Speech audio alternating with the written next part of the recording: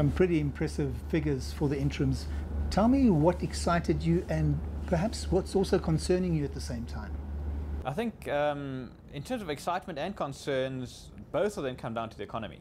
On the one side, our concern is that if we don't see an economic improvement, we're going to see this continued stagnation in the domestic market, and then all that we're going to be doing as Comair is basically eating away at other people's market share in order to grow the airline. But at the same time, the potential at the moment, particularly in Comair, because we do have quite a lot of unoccupied seats and therefore quite a lot of latent capacity, the potential for an upturn in the economy is enormous for us. The big gorilla in the room is SAA and the current issues it's going through in terms of capital that it's trying to raise and trying to stay afloat. Is that offering any kind of an opportunity to yourselves?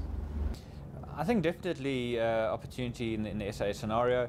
The capacity that's coming out of SAA in the domestic market is actually not leaving the market. So there's aircraft are moving into other operators. It's not that we're going to see a total reduction in capacity in the domestic market.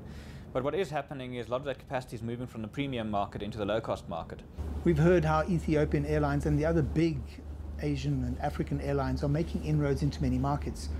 Do you see that as competition to yourselves? What's happening in that space?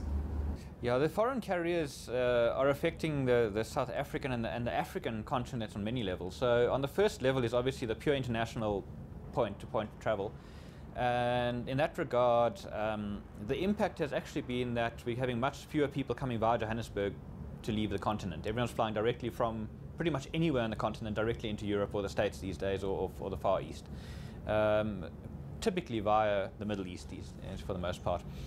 And that has really dried up those routes that used to be extremely profitable between Johannesburg and the rest of Africa.